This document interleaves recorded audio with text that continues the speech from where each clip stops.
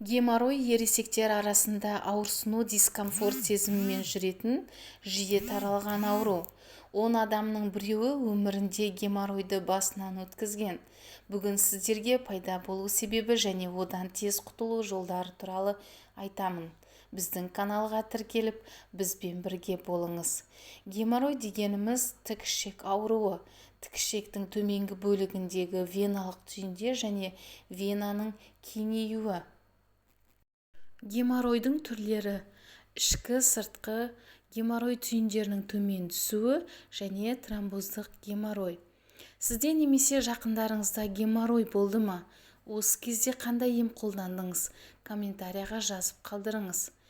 Геморрой пайда болу себептері: генетикалық бейімділік, дұрыс тамақтанбау, клетчатка аз тағамдарды көп қабылдау, аз қимылдау, ұзақ уақыт бір орында отыру, әсіресе жүргізушілер арасында, жүктілік, семіздік, іш қату, ащы және фастфуд тағамдарын көп қабылдау, суды аз ішу және ауыр жұмыспен айналысқанда.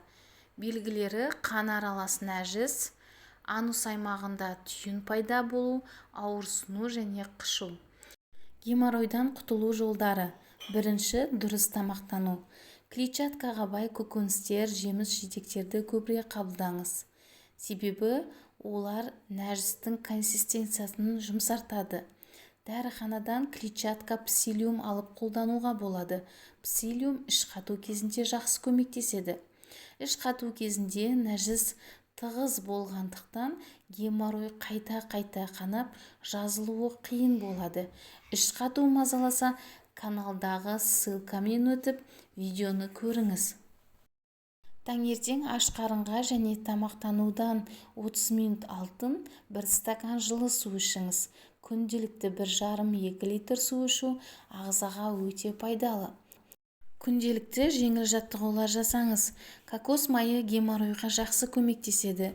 1 ас қасық кокос майы, жарты шай қасық куркума ұнтағын қосып, 1 келкі масы болғанға дейін араластырыңыз.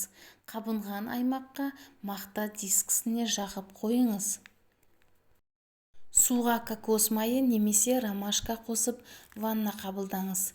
Дәріханадан релиф, натальсид, қызыл май, свечалары және мұсылман заттары сататын дүкендерден фитосвечи алып қолданыңыз.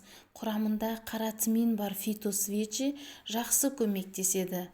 Бұл свечалар қарама-қарсы көрсеткіштері болғандықтан дәрігерге қаралуды ұмытпаңыз. Ем комплексына болу керек. Пайдалы ақпараттарды өткізіп алмау үшін қоңыраушаны басып, каналға тіркелуді ұмытпаңыздар.